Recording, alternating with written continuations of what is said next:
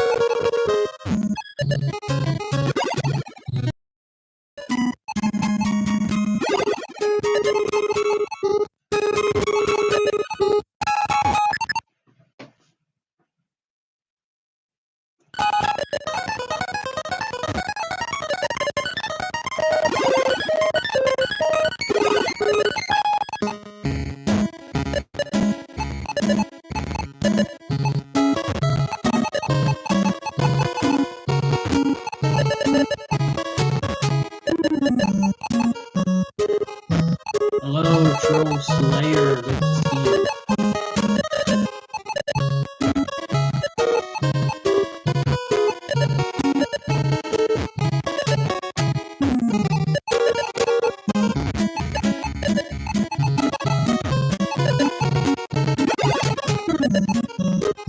Hello, RR Vlogs. Good to see you.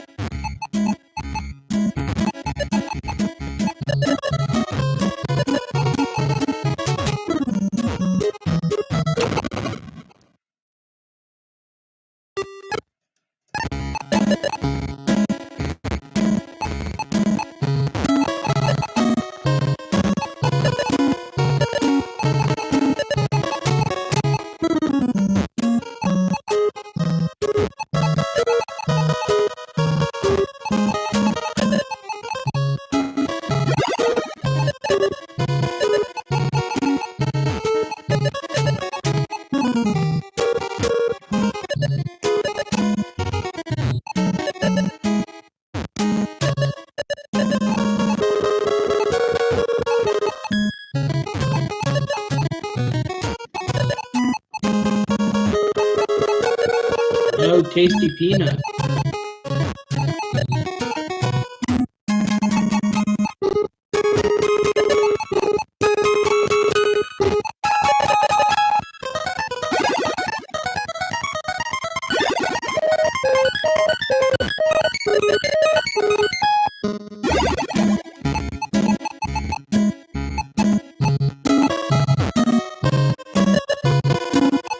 I'm getting the hang of the Tetris game.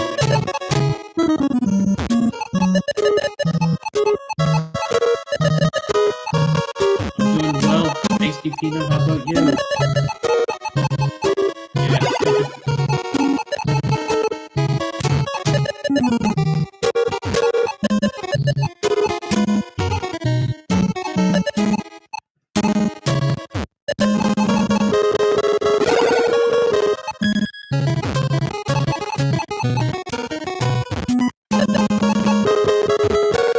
Lagging a little bit because of the Glen retro game.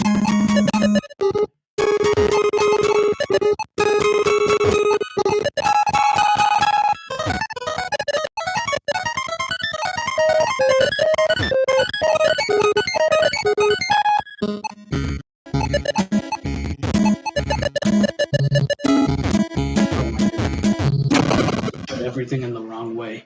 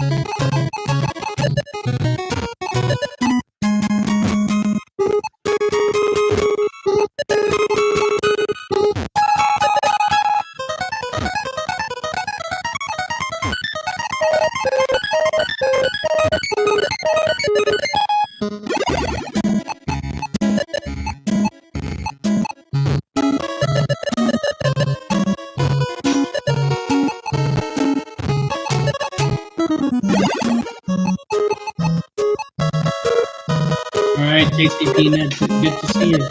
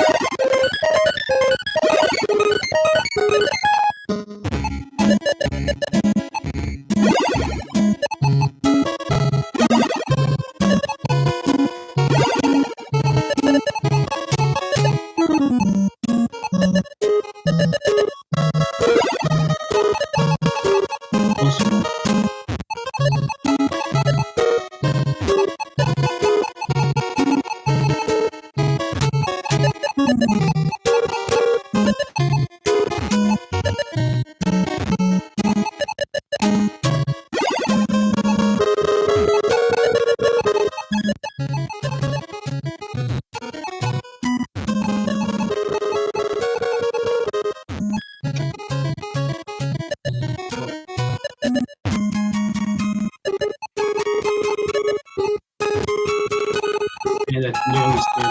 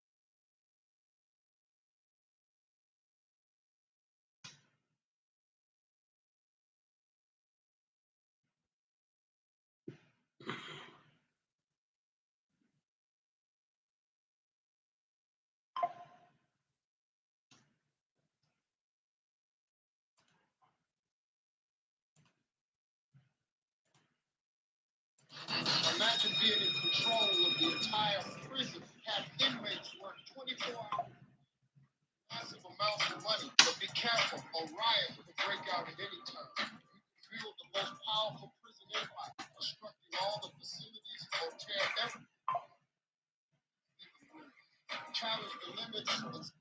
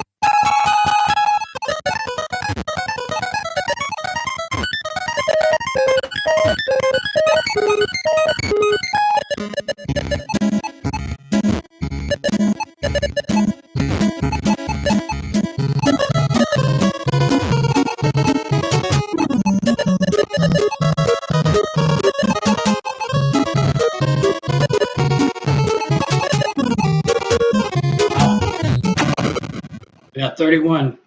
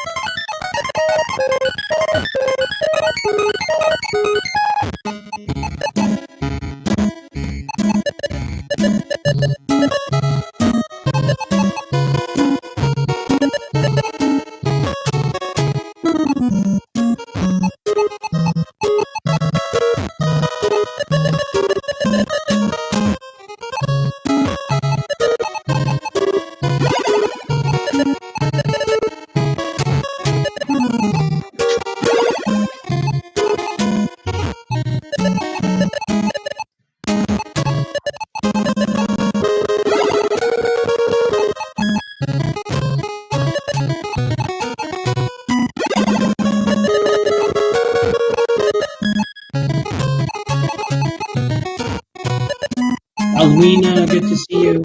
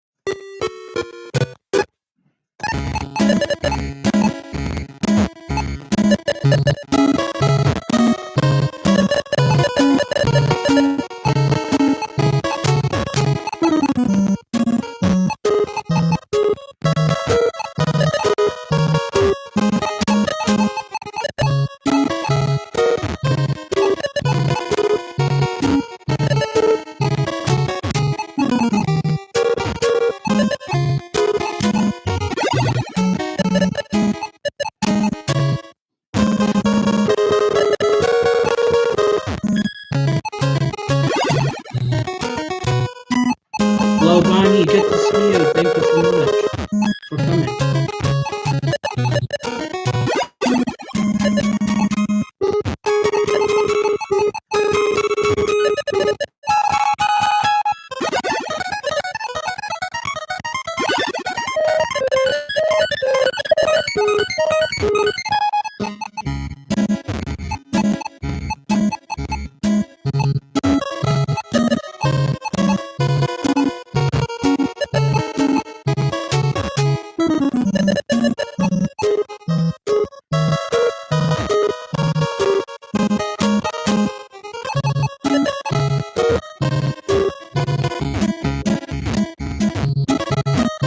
God bless you too, Bonnie.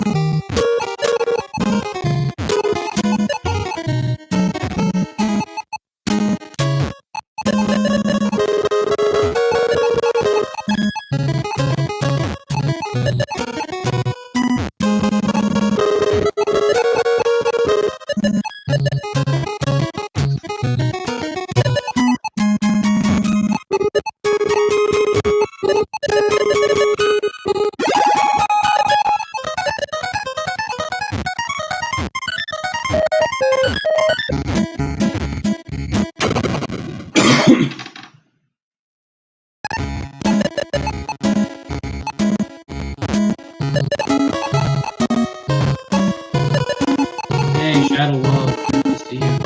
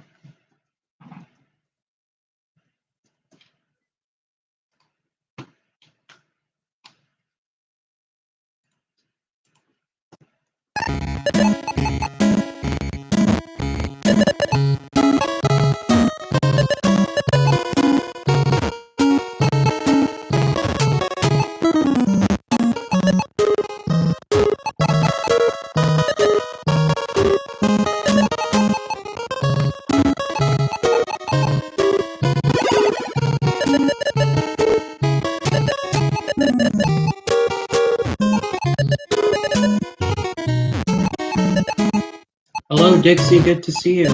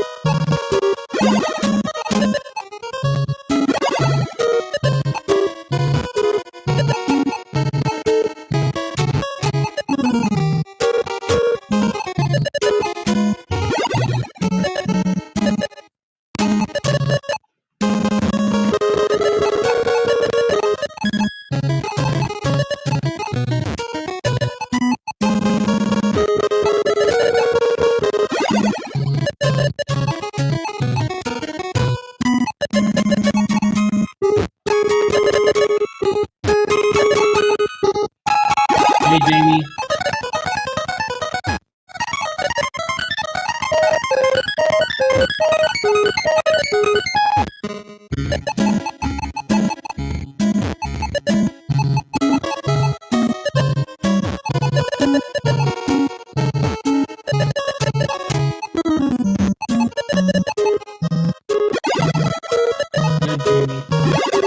Good,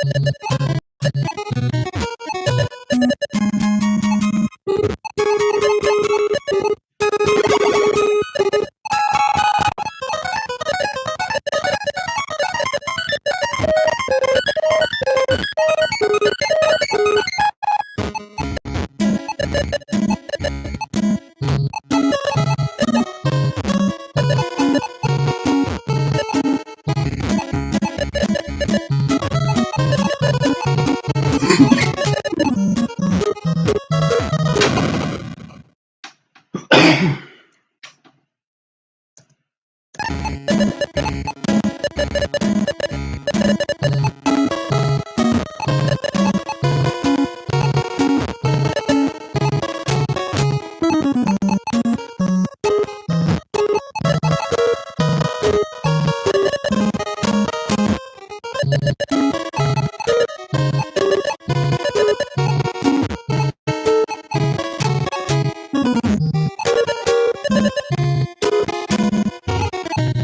You're doing well too. Looking at it.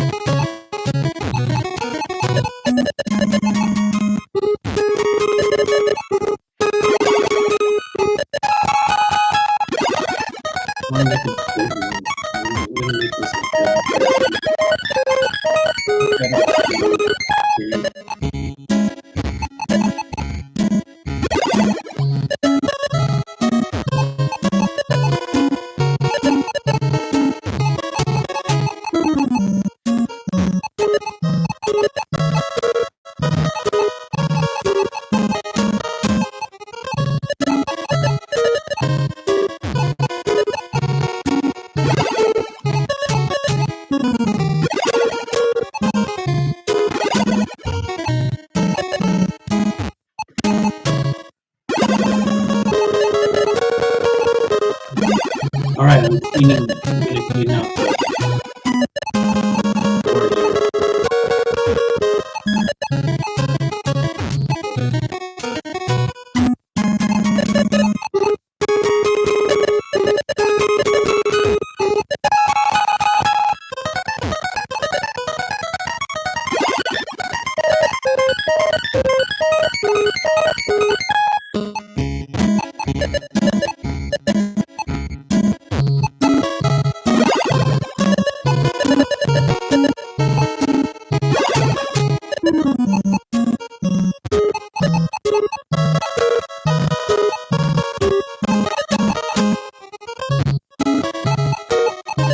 Okay, later.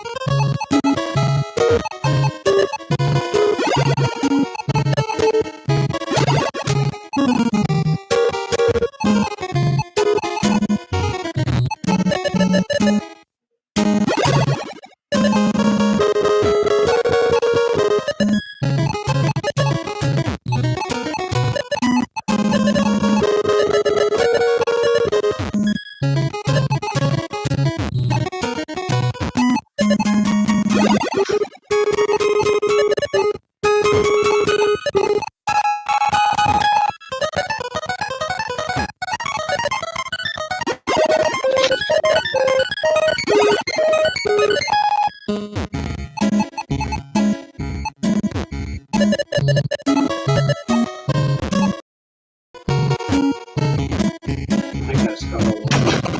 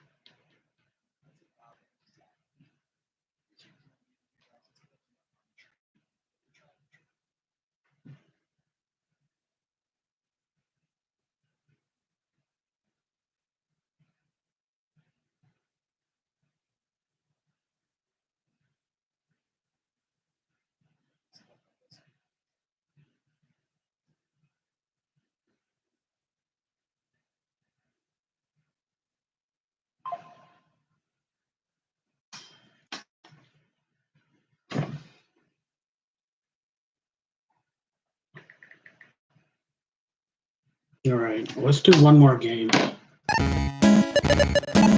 Then we'll talk about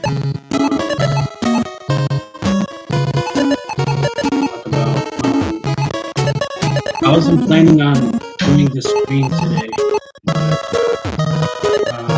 The way things are going, we might have, I guess we might go live.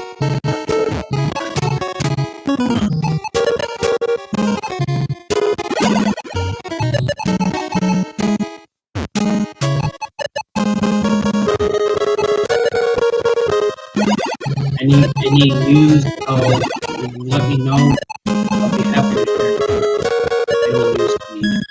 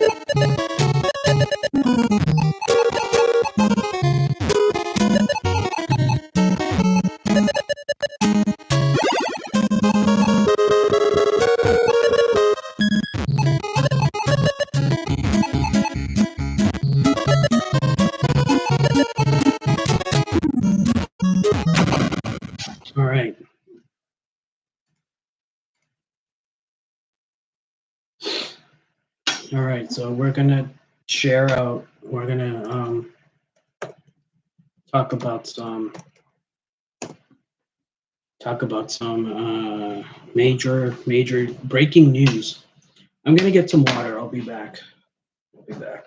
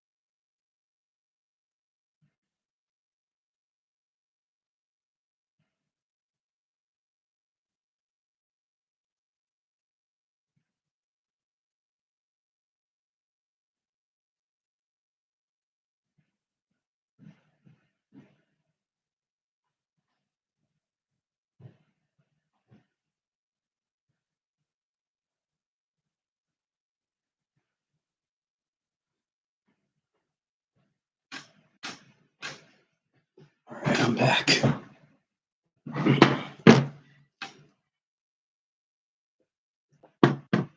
I was actually gone. All right, let's go.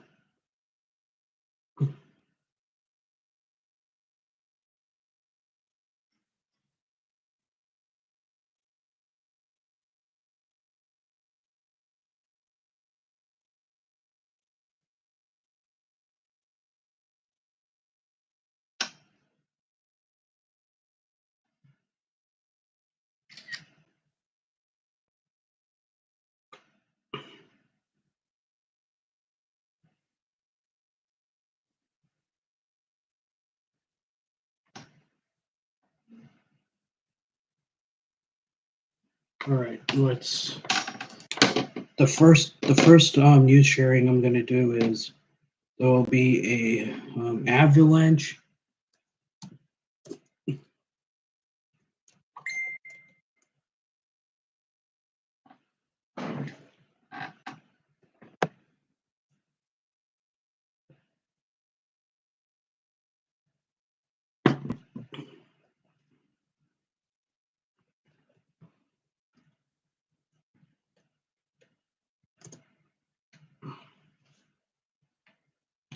There was a deadly mudslide. Deadly mudslide. Avalanche in Texas. It's in Acosta County.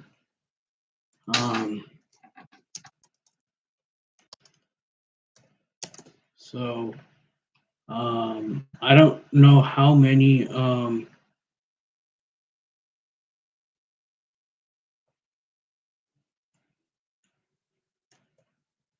Yeah. Let's see this one.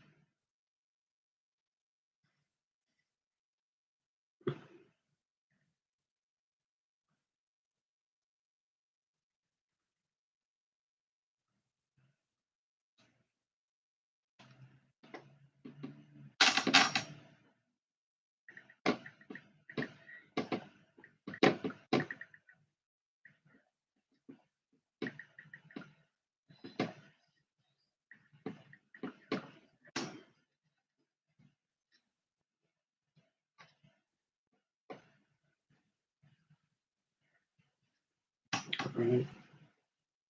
Yeah, so deadly avalanche coming in. Let's see.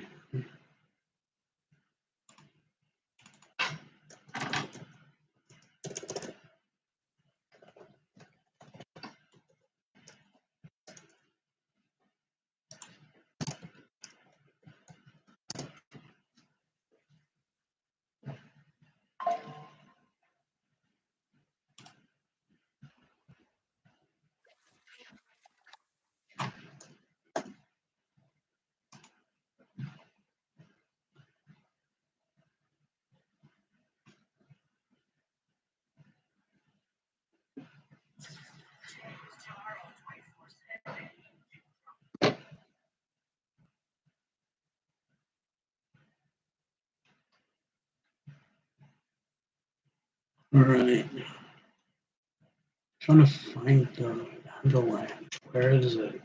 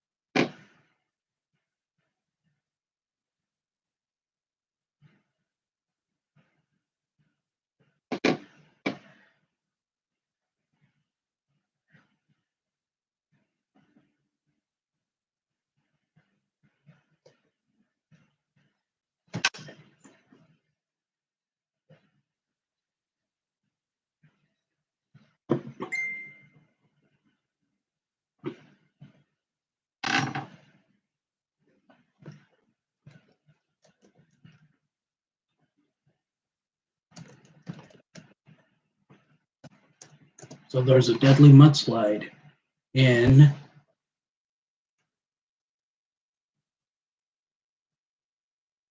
Atacosta County, Texas.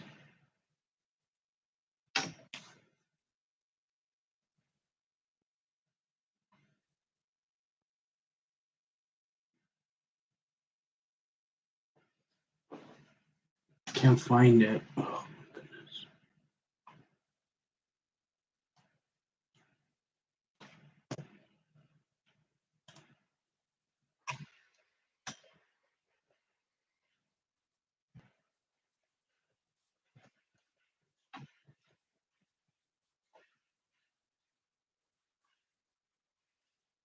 goodness. I'll probably will do it later. Whenever I go live on my phone. It's not showing me.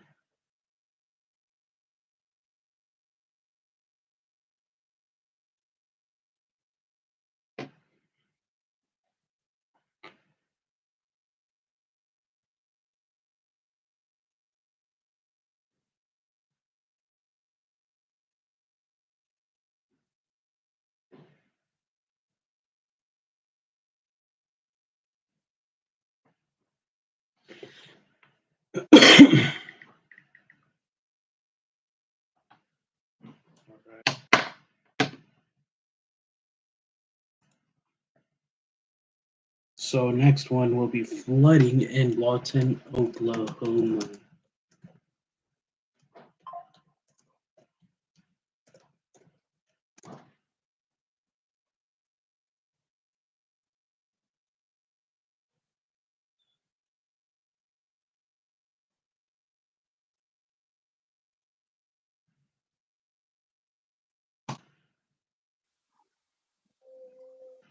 There it is.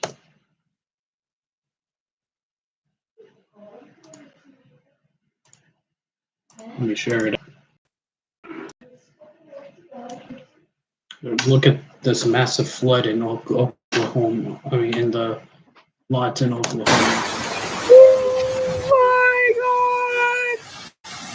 Lawton, Oklahoma, April 26th, 2025. Let me start all over. Hold on.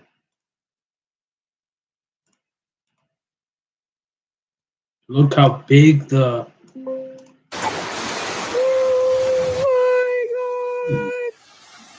Lawton, Oklahoma, April 26th, 2025. A Saturday morning storm brought hail and torrential rain into Lawton and caused chaos throughout the city, as flash flooding caused emergency responders to conduct several water rescues. Thunder and lightning joined the sound of small hail to work as an alarm clock. The heavy rainfall made for rivers out of streets, as the downpour made for a surreal sight. Reports of up to 5 inches of rainfall were reported to fall within 2 hours before 9 a.m. Images on social media showed vehicles abandoned in deep water bobbing and floating along South Sheridan Road, as well as other parts of the city.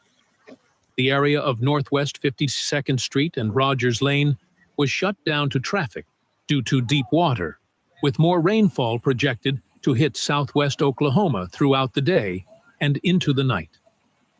Lawton Fire Department reported crews had been responding to multiple cars flooded out in local roadways, as the runoff proved too much for the creeks and outlets for the water to flow.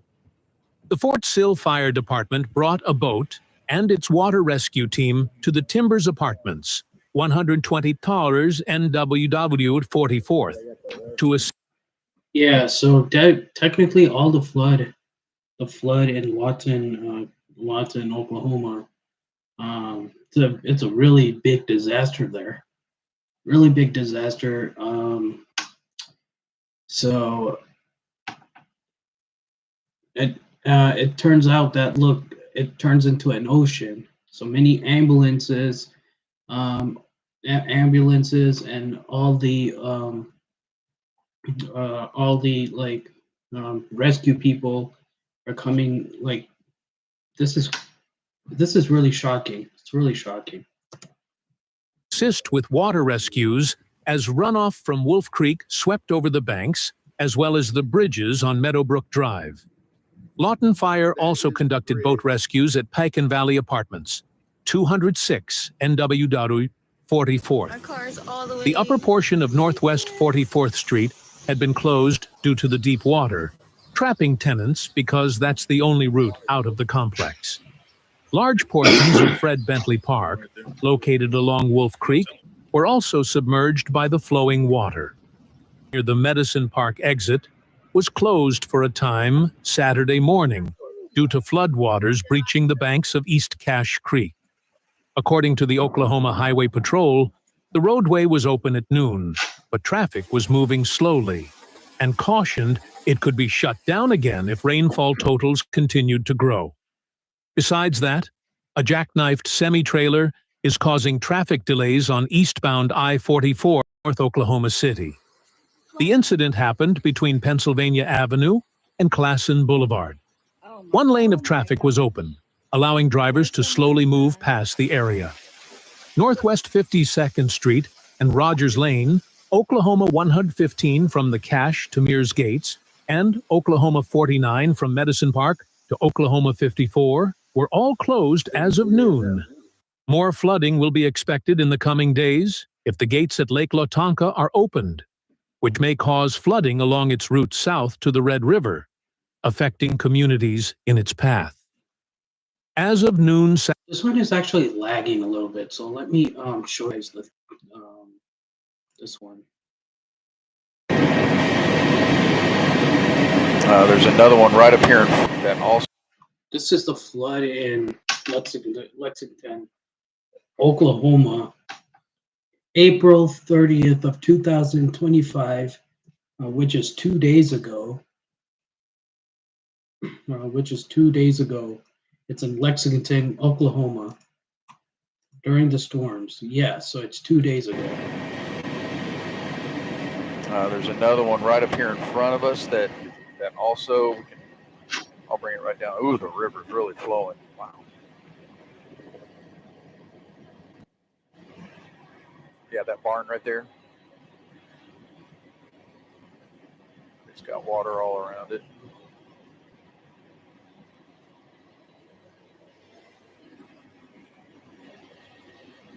Hello, people. Hello, hi, viewer.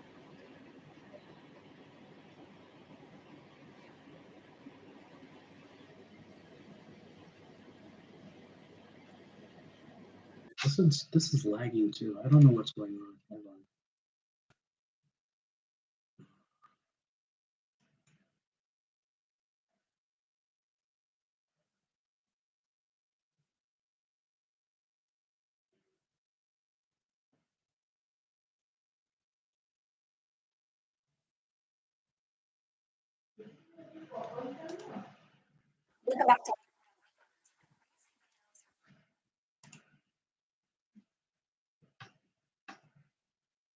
Okay, let me show this.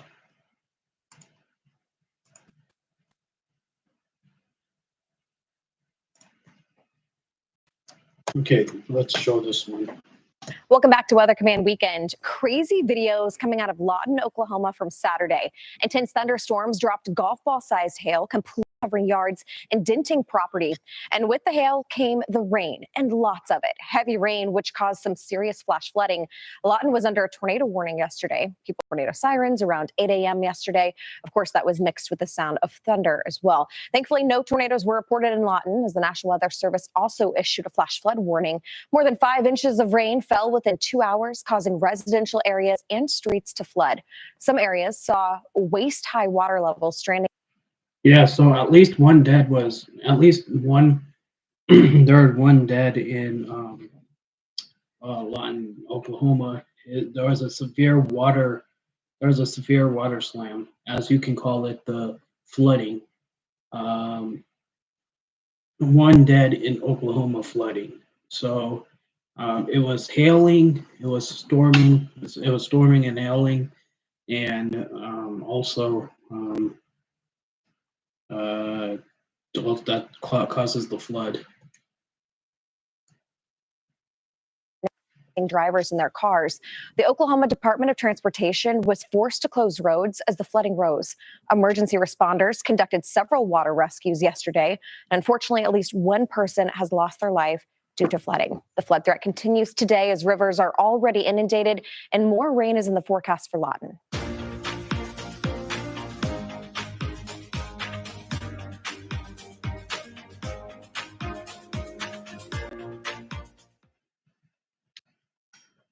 So yeah.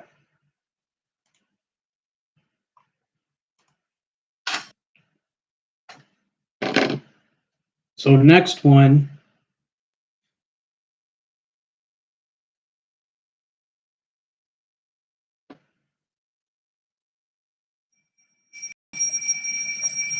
All right.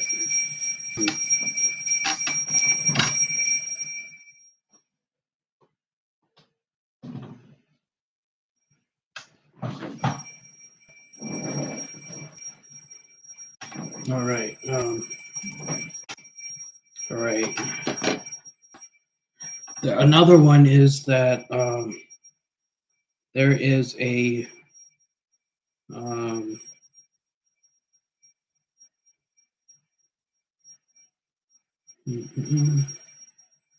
so there is a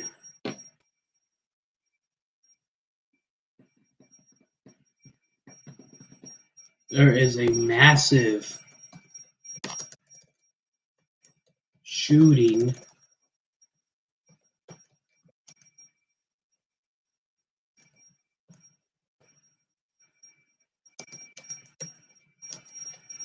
where three teens got shot.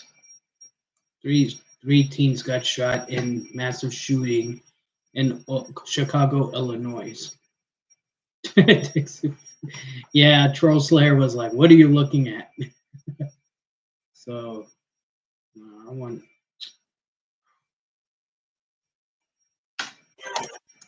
All right.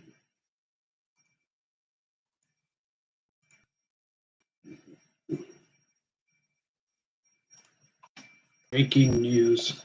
Breaking news. And breaking overnight, 3 teenagers were shot in the city's Chatham neighborhood, and the gunman is still on the run. Darius Johnson is live at Comer Children's Hospital this morning, where those teenagers are now recovering. And Darius, we understand the youngest is just 13 years old. Hey there, Jackie and Dana. Good morning to you both. Yes, that's right. And all 3 of those teens were brought here to Comer Children's Hospital after what police say was a drive-by shooting unfolding in a matter of seconds. And right now, Chicago police are still searching for the shooter or shooters. Take a look at this video from the scene just 5 hours ago. It was just after midnight when Chicago police responded to a call of a person shot. This was at 79th and Maryland. Yeah, so 3 teens. 3 teens has been shot and injured in a mass shooting in Chicago, Illinois. So police are investigating and trying to look for that massive shooter, the suspect, and one of them is 13 years old. Shocking. In the Chatham neighborhood, the victims told police 2 people inside a red SUV pulled up and opened fire. A 14-year-old boy was shot in the leg. A 16-year-old girl and a 13-year-old boy were both shot in the foot. All 3 of them brought here to Comer Children's Hospital in good condition. We had a chance to speak to a witness at the scene who did not want to be identified. Take a listen. A couple of cars pulled up and then they just started shooting. There was a lot of guys on this side, but it was cars pointing, and then they just started shooting. Right now, no one is in custody. Again, the only information that police have even put out is that red SUV. We're live here at Comer Children's Hospital this morning. I'm Darius Johnson. Ladies, back to you. Darius, thank you.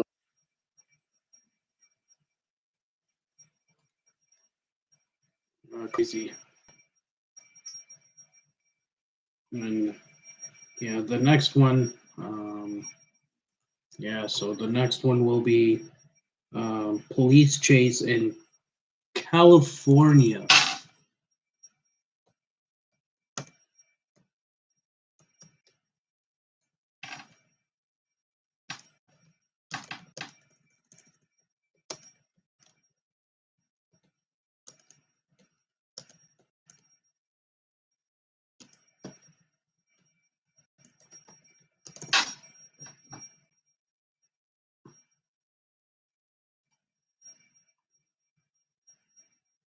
Want to get to you. Let's go out to Los Angeles. Active police want to get to you. Yeah, so crazy. Police chase end up in violent crash. Want to get to you. Let's go out to Los Angeles. There is an active police chase going on. Let's bring you the play-by-play right now on Live Now from Fox. Viewer discretion is advised. We just don't know what the suspect is going to do next. That U-turn happening. And again, we say so many times during these situations, stay with us here because you just don't know what the suspect is going to do. Obviously, it's a wild car driver already engaging with police. They obviously do not want to stop here. And this is going to continue to play out, and we will feature it for you right here on Live Now from Fox. High rate of speed right now. So this is always the scary part when we see a suspect weaving in and out of lanes, but you can see just how fast that this is going right now. Is really the helicopter had to switch up their shots super fast because of the situation. All right, let's go out to our partners, Fox 11 in Los Angeles. They just broke in on the air. Let's listen in on Live Now.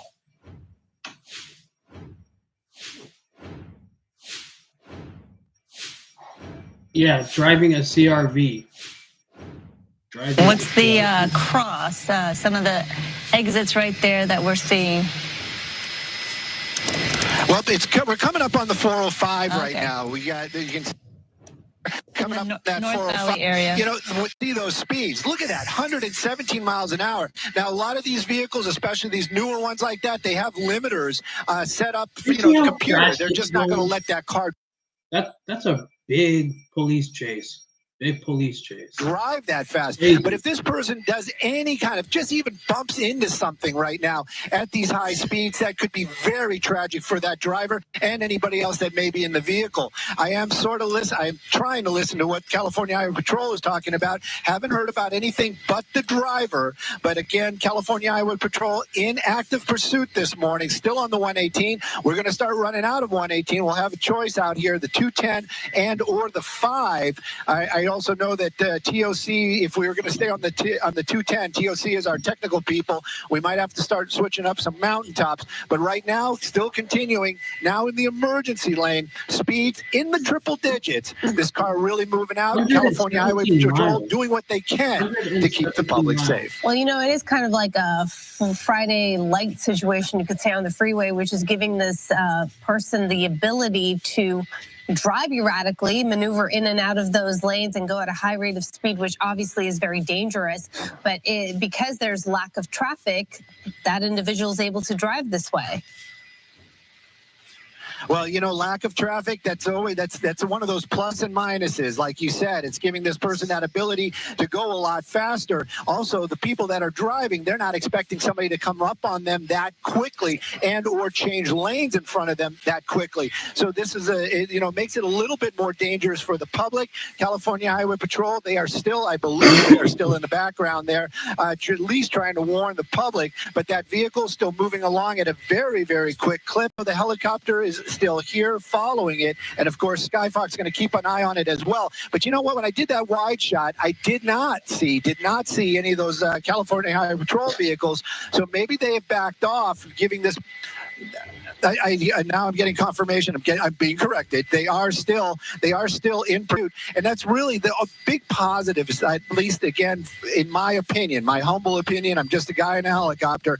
That it at least is warning the public that something is going on. Running through that gore point right there. This guy's still moving at a very fast clip. Yeah, if you could put up the speed, I know on your fancy graphics that you have there with the streets that could identify what we're looking at right here. It helps a lot in terms of following where this vehicle is going. We should say that it started as a pursuit of this SUV from the Ventura County Sheriff's Office, and officers there starting all of this, and then this vehicle making its way eastbound on the 118, now over the 405, now going towards the 210, as you see. So clearly eastbound, and yeah, look at the speed there, Stu.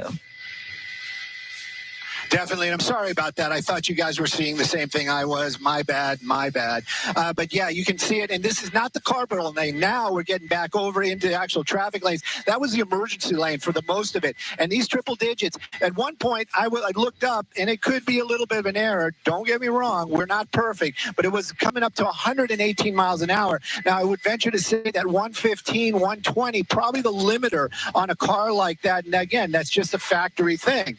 So right now, still moving along. California Highway Patrol behind it the best they can. They are being safe. That's one of the reasons why they're a little bit farther behind. Again, though, the biggest fear for us watching right now, somebody getting hurt, be it that driver and or an innocent person. Look how fast he's passing these other vehicles. And then when he does those little maneuvers where he cuts somebody off, one tiny mistake, and that could be devastating. Right now, back in that emergency lane, I always say it, and I really mean it. Anytime I even go through a gore point, I wind up with nails in my tire. I'm always amazed at how these guys can drive for miles and never have any problems with their tires. But continuing on right now through that on the emergency lane, we're picking up. We are on the 210. We're going to start getting into the La Cañada area. I'm hopeful that we'll be able to keep a signal up, because it's going to be one of those spots where our microwave signal might be having a problem. But right now, though, we're keeping an eye on this pursuit. California Highway Patrol chasing him. Originally started in Simi Valley. I do know Simi Valley deputies originally were in pursuit, and then they handed it off to California Highway Patrol. Again, the original want, unknown to me at this time. Well, actually, we're finding out some information according to the CHP West Valley scanner that the original want may have been theft. At this point, yeah, but we're not sure. Obviously, unconfirmed and information changes moment to moment as we watch and follow something like this occurring. But it's really the speeds that are dangerous at this point. Araxia pointed out Friday light, but soon, you know, you're going to be dealing with more Friday traffic as conditions change out there on the roads.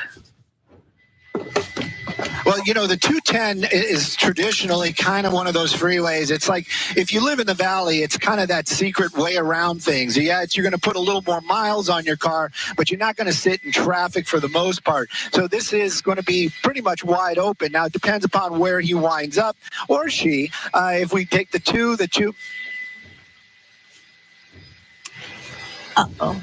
All right. It looks like we lost signal there with Stu for a moment. We'll try to work on that as we watch this. There you see indicating where we are exactly, the 210 East and exit 11 there at Sunland Boulevard, Tahunga. That's fine. There you are, Stu. Okay, so we're seeing this vehicle just continue to drive erratically, pick up speeds, going very, very fast, weaving in and out of traffic. Obviously, the people who are on the road have no idea what's going on, and that's always very nerve-wracking and dangerous to see. Definitely. And again, this is continuous. We've been climbing uphill right now, making our way. We're behind Mount Lee, and you can see that vehicle still continuing on. I wonder if that was a California Highway Patrol that he passed right there. It's just one of those ones where you just kind of wonder, what is the point? I always kind of think to myself, why is this person running?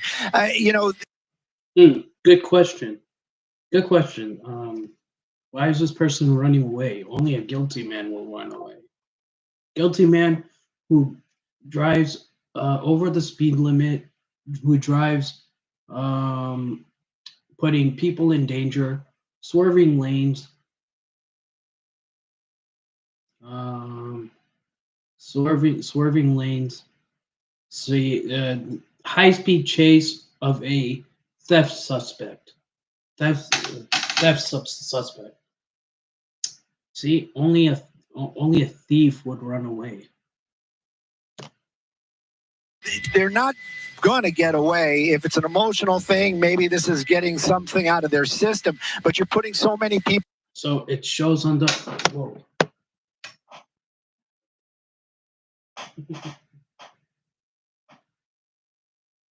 I'm probably going to open the window to let the bug out. Yeah. So that's why it's a big police chase. Never ever in my life,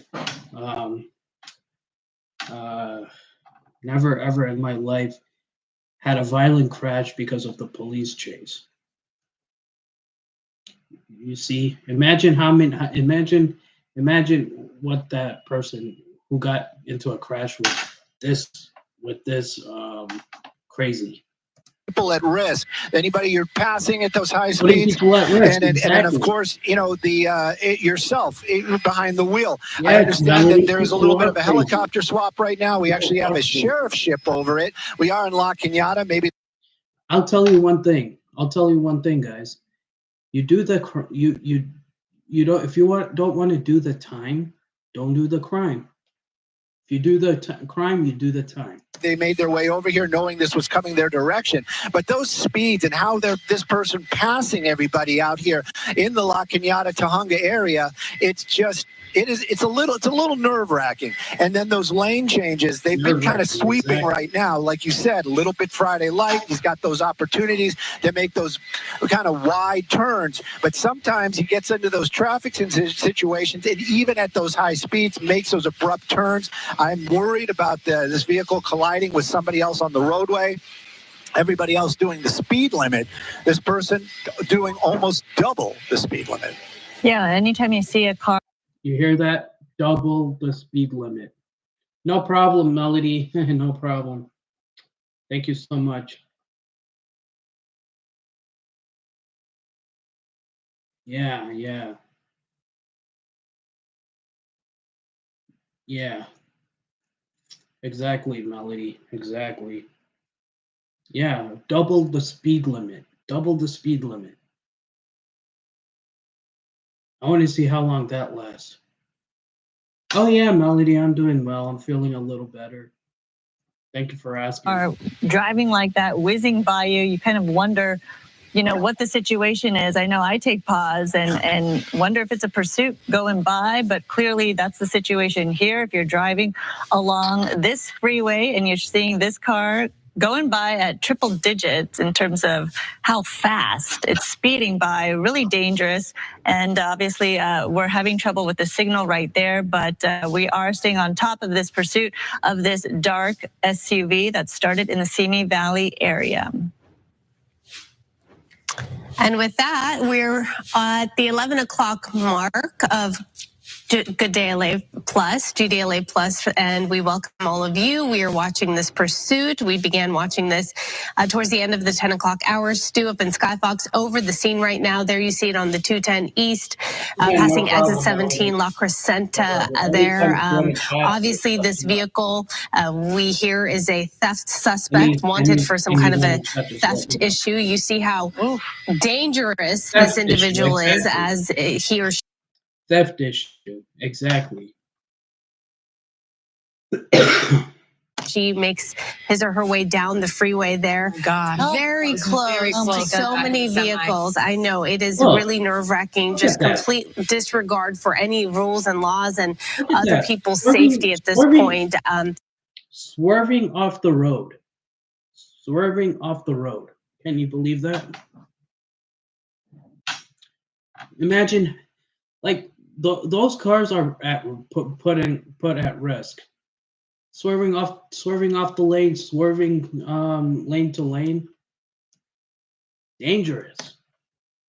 So Stu, pick it up from there and tell us what else you see happening down below. We don't see the black and white vehicles or any CHP from this vantage point, but obviously they're giving this person some space because this is where it gets very dangerous when they feel as though they have nothing to lose.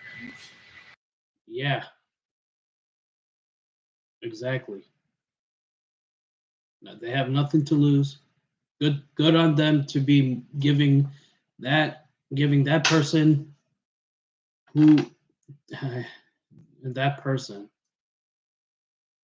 way. I'm trying to. Oh my goodness! Oh my gosh! Did you see that? Dangerous. Did you guys see that? Whoa! When they feel as though they have nothing to lose. Watch this. I'm trying to. Oh my goodness! Oh my gosh! I want to show that on television. Yes. Oh no! Oh wow! No! This is good. This is one of those ones where I don't even want to push in on that. I think the driver was ejected on that collision right there. We're gonna need a moment or two to. Thank God he got out of the truck. Thank God. Actually find out exactly what happened, but definitely collided with that pickup truck. And this is what I was talking about the whole time. That type of collision, that if what I saw is what I saw, which I hope it's not, this has come to a very tragic ending. You can see the California Highway Patrol. I want to push in, but I don't want to put anything on air that would be offensive or, that we don't want to see. But you can see California Highway Patrol still kind of close by. Maybe that was just the airbag. Imagine the airbags. Imagine how the airbags popped up. That I saw floating around on the outside of that vehicle. Did you guys see how the airbag just popped open? That's wow. When that collision happened, but it definitely looked like it definitely hit on the driver's side. There is no doubt about that. And of course, it ripped open the side of that car. California Highway Patrol making their way over there right now. I'm looking for some kind of acknowledgement if I can push in a little closer, if I should stay wide. It looks like they are taking the person out of the vehicle right now, but that condition I can't say because we can't see it. But this pursuit coming to a very tragic tragic end out here. We're in the Pasadena area, technically 210 right by the exit 19, which I think might actually be the 2. But these are the ones that it saddens me to see that type of incident happen out there. And of course, this person probably very injured, and this pursuit coming to an end out here with a tragic collision on the 210. Wow, high-speed chase. High-speed chase ends in a violent crash. First time I ever saw that. First time. That was a violent end. Miles an hour. That was a violent end to that pursuit, and you can see all the black and white, patrol cars. They have the freeway pretty much blocked.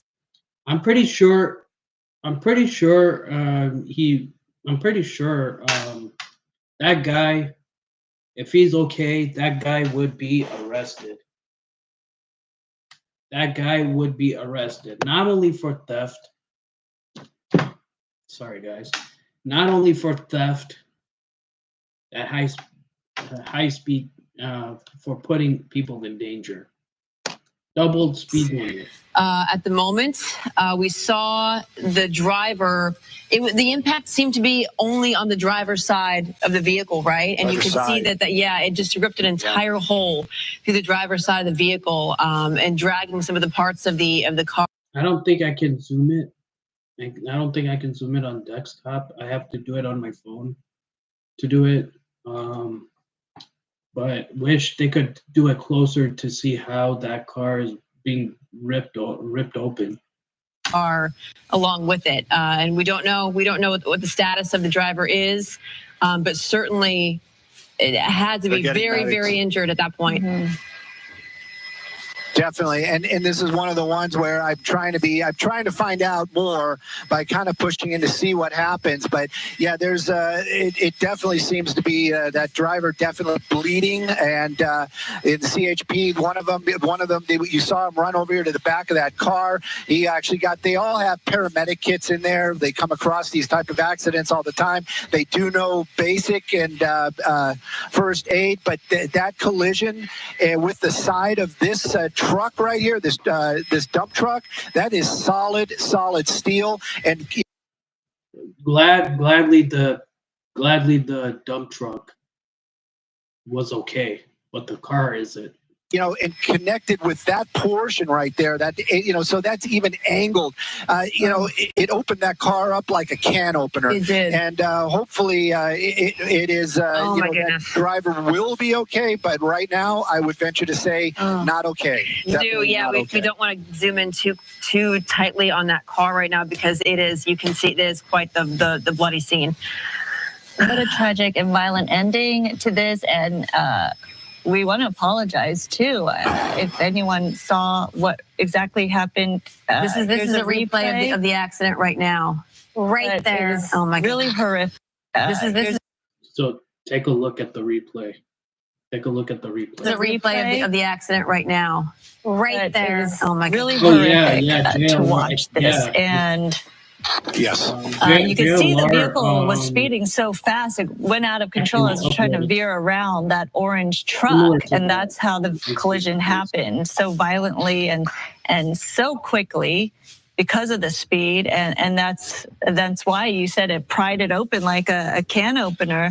That edge of the orange truck just opening up that SUV like that so quickly and violently. So it really is a tragic scene right there. As you mentioned, everything is on lockdown, stopped, all lanes of traffic on that side of the 210. Completely stopped. The backup already. Yeah, already beginning. The backup continuing all along that area. So when you're going at a speed like that, it's very easy there to lose control, and obviously that's exactly what happened. And that driver in that giant semi has no clue, obviously, what was transpiring and what happened. They were just going on their way, and they had no idea that this had just taken place. But that individual driving just was not able to in time veer away, and there you saw that very violent scene take place. Do we know, Sue, how fast the driver was going when the collision happened? I would venture to say, because he was in those triple digits that entire time, it would just Continue to follow breaking news from Lock. Yeah, so technically he so the driver basically was dead, got killed in that car crash. Well, Devin, they're guilty. What do you expect? Only a guilty person would run away. He committed a theft. Well,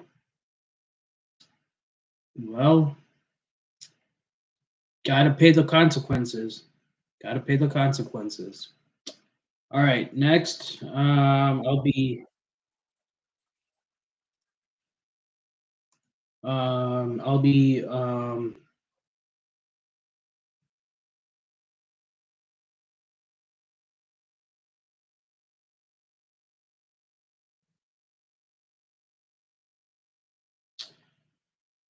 be showing. Let me show.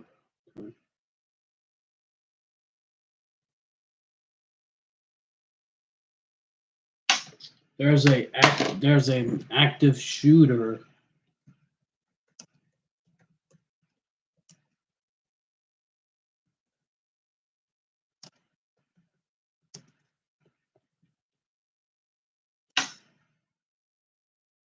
There's a mass shooting in Inglewood.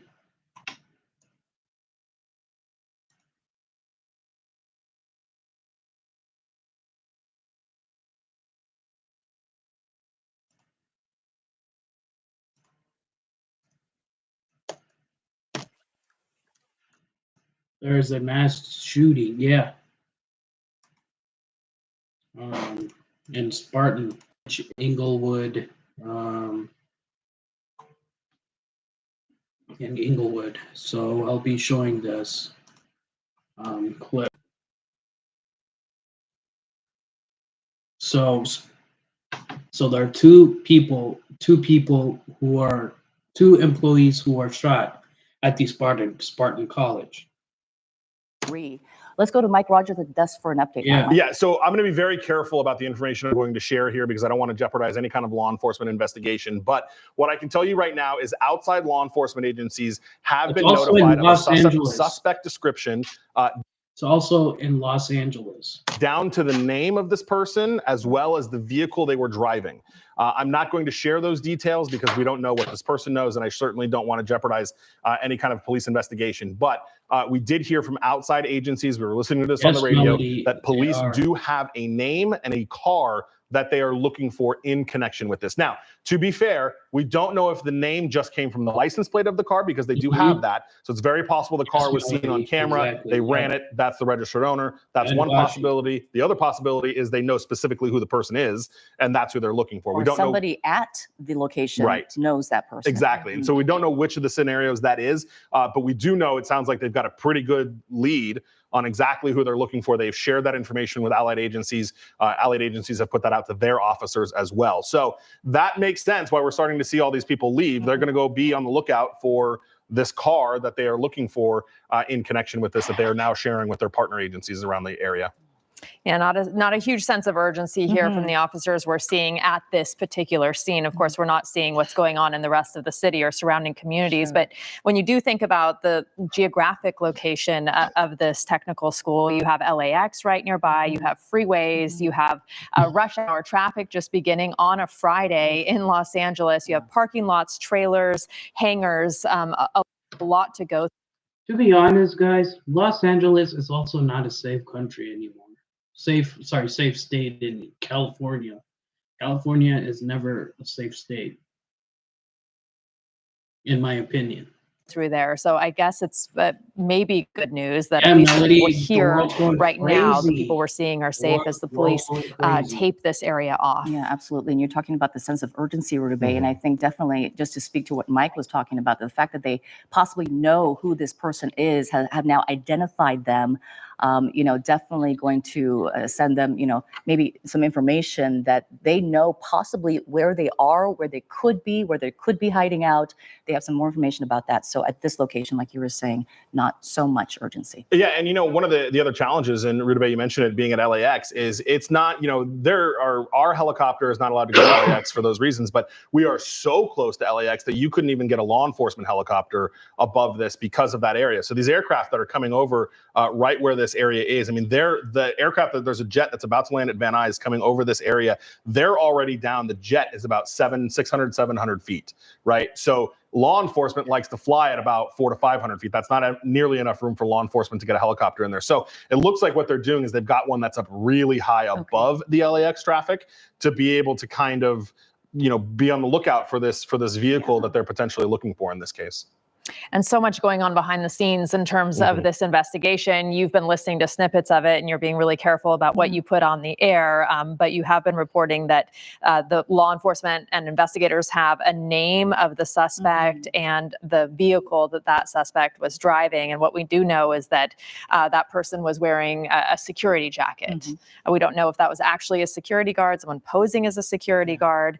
But obviously they're tracking the car, they're looking at the plates of the car, they're communicating with other law enforcement agencies throughout the metro area as well. Yeah, absolutely. And, hopefully what will happen is the car will get picked up on one of the, all of these cities have gotten a lot more advanced with ALPRs, automatic license plate readers. So you would hope that at some point this car will get snapped up by one of those, and that'll give law enforcement, kind of a head start or at least get armed gunmen them into the area where they were last seen. A lot of police cars have the license plate readers on their cars as well. So hopefully they'll be able to get something. They've got a decent.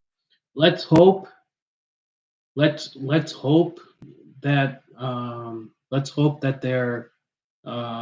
okay. Let's hope that the two employees that police get the suspect. Hopefully. Size jump, having the fact that they already potentially know who this person is and what they're driving. Oftentimes that is so much of the effort is to just identify a suspect. And it seems in this case, they have already gotten that information. And now obviously the struggle is just to find them. Yeah, it looks like they're just starting their investigation now, putting crime tape up and taking photos. There must have been, some part of the scene outside as well as they're taking photos outside on the ground there. Perhaps some shell casings, who knows? That's what they often find. But as far as we know, this is a shooting that happened just after the 3:30 hour. And there were students inside learning and conducting class inside the Spartan College in Inglewood when a gunman wearing a security guard jacket, walked in and started shooting. Now, as far as we know, this person is no longer on the site. But police do have some information about their name and the type of car that they're driving. They do have a license plate as well. So hopefully they'll be able to catch up with him. But as far as this location goes, looks like the investigation is just starting, and the employees are probably going to have to answer a lot of questions with police. Absolutely. And one of those questions is the motive. Did this person know someone at the college, know someone who worked there, was it a domestic situation? Was it random? Was this person indeed a security guard? There are so many questions about a disgruntled why. Employee, a disgruntled student. We've often seen that too. Who knows? But for whatever reason, they came in, and as far as we know, 2 female employees have been shot, and possibly a third as well has been injured. So we don't know their conditions at this hour, but we do know that they were taken to the hospital. And this is a scene that's left after that 3:30 shooting. And this, yes, go ahead. Sorry, really quick. I was just going to say, Inglewood PD confirming to one of my colleagues that the campus they did give the code 4 on the campus. The campus has officially been cleared. They are confident now that the suspect is no longer on the campus, which then now obviously leads to the big search for this person. Right, and it is a search. Is it a search that they have knowledge about, where they're going, or are they just waiting for the tips to come in? Waiting for the tips and working the, good old fashioned police work, doing some of the investigatory leads to try to figure out, I'm obviously they're going to go go to this person's house. If they've got the registered owner, his car, they'll go there. They'll, if he's there, that'll turn into a whole thing. If he's not there, certainly I would presume right now they're trying to author a warrant for that home so that when they get to the home, they can go in and either search it and find him if he's there or not, find some evidence that may lead them to believe where he is or something that will give them another clue. That's usually how this works. There's a shooting, they identify a suspect, a location, get a judge to sign a warrant, and then go execute that warrant whether he's home or not. Yeah, and you can see them still standing outside here. You can only imagine what they've been through, but clearly there was activity inside when this happened because all of these people then were let outside. They're still there with investigators, I'm sure providing information and definitely a lot of witnesses for the shooting. And I'm sure there were cameras everywhere as well. And, I wonder if any neighboring businesses or any of the other buildings, if people in there heard anything. I imagine gunshots. I don't know how many were fired, but at least, as far as we know, at least 2 were fired because we know 2 people up to 3 are injured. So, unclear exactly what transpired here at this tech college today. But as we said, up to 3 people in the hospital this afternoon with gunshot wounds or conditions unknown. And the gunman still on the loose tonight. Police, gunshot wounds. Do believe they know his identity and the kind of car that he is driving. This will impact a lot of people driving through this area. This is very close to LAX in Inglewood on a Friday during rush hour. So a scene here still pretty active. They've taped it off, cordoned it off as they continue their investigation. But we do know that this particular scene has been cleared. There is a lot of investigation work going on behind the scenes, multiple agencies involved as they try to track down that suspect whose name and vehicle description they do have. Let's go back upstairs to Desmond Shaw live in SkyCal with a closer look at what's happening with the employees there. I know a lot of police cars have left, but the employees still around there. Yeah, still quite a few people, and we did see some of these people leave as well. This crowd has maybe a dozen or so people have left this scene, but it looks like officers are just talking to some of them one by one. Here you can see here talking to this lady in the red top right there and taking down some notes. So maybe she's privy to some information. I'm just going to widen out and show you the area here. We're just talking about a couple of buildings here. So this is definitely not a sprawling college campus or anything like that. And, the good thing anyway is that the authorities were able to clear the building fairly quickly. When we've seen situations like props to the investigators who evacuated all the people out of this college. This was the college that the active shooter is in. This on university campuses, it can be an hours-long ordeal trying to go and clear all these buildings. But we have this main building right here, and then the building where they probably actually work on aircraft stuff back in here. And it appears that this is may have been where the shooting took place. You see all the tape that they set up down in that area. We're looking at this building right here. When we came around to the rear, there was a door that was open. Can't see it from this angle, but back in this area, there was an open door, and we saw like a dozen officers going in and out of that door, so that's what they're just kind of focusing on that area. I haven't seen hardly any attention being paid to the 3-story building right here. So it's probably a decent guess anyway that this is where the shooting happened, inside of that building. We haven't seen any medical waste or anything outside of the college to kind of clue us in that the shooting happened on the outside. It seems that it should happen in the inside here. Officers trying to get as much information as they can and try to bring this person to justice. Rudabeh and Susie. Okay, Desmond, thank you. The look from above. This happened just after 3:30, a shooting at a technical college in Inglewood, very close to LAX. The police do know who the suspect is and are looking for him, but so far this scene has been cleared. At least 2. At least the police know who the suspect is, but all they need to do is find him and arrest him. People shot there, and we will continue to watch this, of course, as this investigation unfolds. KCAL will now return to regular programming, and we will continue the news on CBS Los Angeles.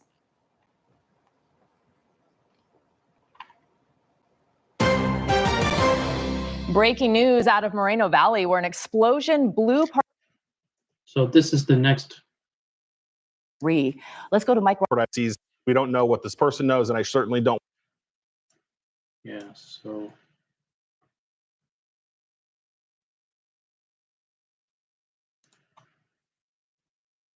Yeah, true, Evan. True.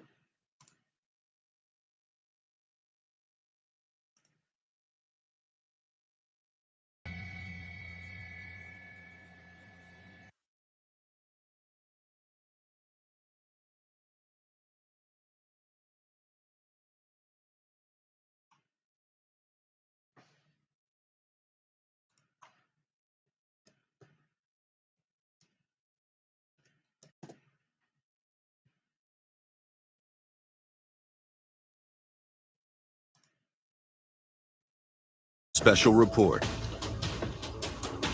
Good afternoon. I'm Terry Moran in Washington, D.C., and we're coming on the air right now. Reports of an active shooter on the campus of Florida State University in Tallahassee. We're told there are multiple. So next will be Special report. Good afternoon. I'm Terry Moran in Washington. Let me check. I'll check it. Hold on.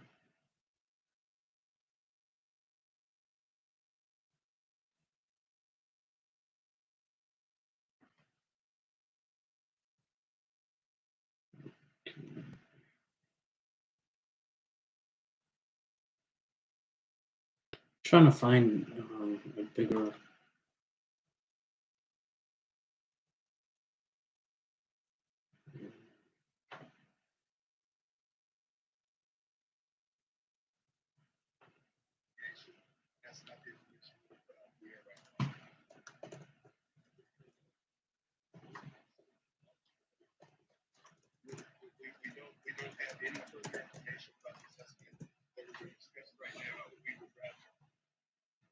Take him into custody, and we don't want to conduct an investigation on the airwaves. Is there anything that the audience, the public in English, Spanish, or any language do to help people identify anything you want to? This is from We believe that we JLR. have someone identified, and so if we get to the This is from JLR. point where we can't take him into custody, we'll put that information out. You're welcome. Thank you. Thank you. Sounds like the mayor knows what's up. Just Mayor James Butts. He knows what's up. Can you ask him if he has any updates Okay, on yeah, the he does. victims? Former employee, how about an employee? We had a shooting. He's kind of Yeah, rehashing he's the rehashing report, Yeah. so we'll get to That's that okay. discussion in a second. What's interesting is, they got this information pretty early about, that this is a former employee that was involved in this. So they have to have his name. I'm sure they must have pretty much all the information you can get in a very short period of time about this individual. Right. So His home address, Right. his telephone number, friends and family, maybe. We have Chris Christie in Air 7 over the scene. Chris, what can you add to this? Yeah, to the best of our knowledge, guys, they have that information. They are aware of who the suspect is. He did flee the scene in an unknown color uniform, a security uniform, in a blue BMW that is registered to somebody at Monterey Park. We're not giving away the identity of the suspect, but they are aware of who they are looking for. Monterey Park, very least. So that's some good news that will help them in their investigation here. But the scene out here along Aviation Boulevard is really looking much more stable, and they have given the all clear for the employees to re-enter the school as this investigation gets underway. You can see there are a handful of units left protecting the crime scene. Still, aviation remains shut down, but they have released a majority of the units that responded out here earlier this afternoon. It was an incredible response from departments across the South Bay, as far away as Redondo Beach, Manhattan Beach, Hawthorne PD, Inglewood, obviously, with dozens of units. Who's the suspect out here? And now it does appear that it is No one knows the suspect yet. as they That is. figure out what led to this. I mean, they know what the suspect is, but they can't find him. Workplace violence. But to get 3 people hurt, 2 of which appear to have suffered gunshot wounds. Unclear about that third injury, whether it was a gunshot wound or some other injury, but we do understand that there were 3 people hurt altogether, guys. 3 people transported, and we're going to try to figure out what that discrepancy might be about. We know of 2 people who have been shot per the mayor. So we're going to try to figure out what that is. The fire department telling us 3 people transported from the scene. And yes, we will try to get more information as events warrant. Right now, we want to check in with Tim, who has just arrived on the scene. Tim, what can you add to this? I tell you guys, I'm on the opposite side of Ashley Mackey, who was on the opposite end of aviation. We're a little bit closer to the school itself. We can actually see the investigation as it's going on. As you guys obviously heard on air, the active shooter situation is they don't believe the shooter or the gunman is in the area. So investigators trying to get information. You see behind me, there are about 15, 20 people either sitting on the curb, standing on the sidewalk, just about a half a block down from the school itself. We've seen these people actually walk over by police into a nearby parking lot that appears that they're doing kind of one-by-one interviews of these students and potentially staff here, trying to get any information they can about what took place earlier this afternoon. Obviously, there are a lot of folks right in this particular areas. The police are kind of going one by one, as you see them actually right now taking notes, taking information from anything that was seen or heard by these folks. No indication whatsoever if any of these people were anywhere near where the shooting itself took place. But obviously, an investigation this large, we have 2 people injured and an active search for a gunman. They're trying to get all the pieces together to see and figure out what these people heard and saw. At this point, this part of the street is completely shut off. It's kind of interesting where we're located too, because if you're familiar with this area, there are a number of car rental facilities next door as well. So that's actually where they took some of these, what appear to be students and or staff at the aviation school, over into the parking lot across the street.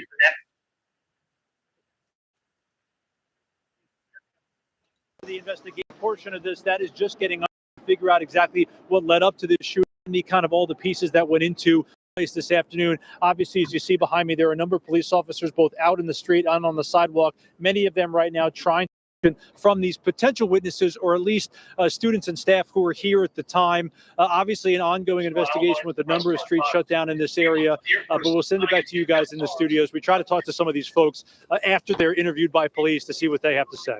Okay, thank you, Tim. We'll check back with you a little bit later this afternoon. We are getting confirmation. So they're still investigating. From Mayor Butts that there are, in fact, only 2 victims. One is in critical condition. The other is in stable condition. Apparently, there is not a 3rd victim at this time, according to Mayor Butts. Okay, well, that is good news.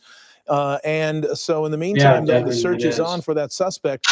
Chris Christie giving us a little more information than what the mayor was giving us at the time regarding a description of the suspect's car as a blue BMW. And so one victim is in critical condition. The city in which that car is registered, Monterey Park. So we're going to try to follow up those leads and see if any police resources are being. Yeah, that's right. They have that information, and that's going to be a huge advantage to them, at least in terms of tracking down more clues. Even if he's not obviously going home, perhaps he's hiding out somewhere. He is on the run, but obviously it is a priority for not only Inglewood police, but the entire county of. So yeah, the Spartan College shooter has left the scene. So technically, the police are conducting an investigation about this. Los Angeles, because now you have an armed gunman on the run from law enforcement, and they don't know what he's potentially capable of and what his motivations are from here on out. He just committed a major crime. Unclear, obviously, what provoked this, what his mental capacity is, but in any event, it is going to be sparking alarm bells across the area, because if that vehicle is registered as far away as Monterey Park, obviously that suspect could be anywhere between here and there and points beyond. So there is going to be an all-out effort to track that suspect down, but obviously they're going to be able to talk to coworkers and family members, presumably, and be able to get as much information as possible to expedite that investigation. In the meantime, the situation here at Spartan College is looking much more calm than it was just a couple of hours ago. And just in the last few minutes, they have released a whole lot of the units. A lot of the tactical units and SWAT teams have been released. So now it's just a matter of basically managing this contained crime scene They even felt comfortable enough allowing people, at least from our vantage point, they appeared to allow some of the employees and folks back into the area here. You can see some of those folks right there in front of the main building at Spartan College. So again, the crime scene tape has moved a little bit. It's a smaller area, but still aviation. Yep, it's a smaller area.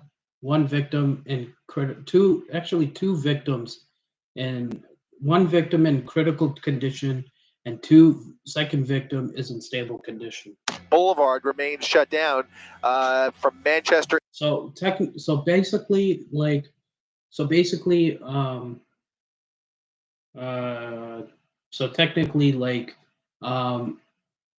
two victims, were actually injured, but not so they're injured. Avenue down to Century as they continue this investigation, guys. All right, Chris, thank you. So we are seeing that the perimeter. See if they can take this person into custody. My guess is this person may end up in a pursuit later on tonight. I hate to say that.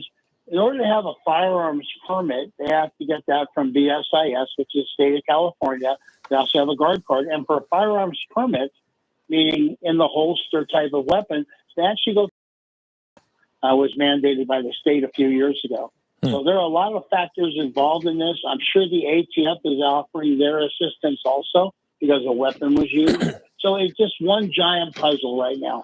Indeed. Well, what's helpful is the fact that if this isn't random, that this is either if he worked directly for the school, then there's an employment record with the school. If he works for a subcontractor, a security company, there's an employment record there. There's an application, all sorts of records that would indicate other addresses that could be connected to him.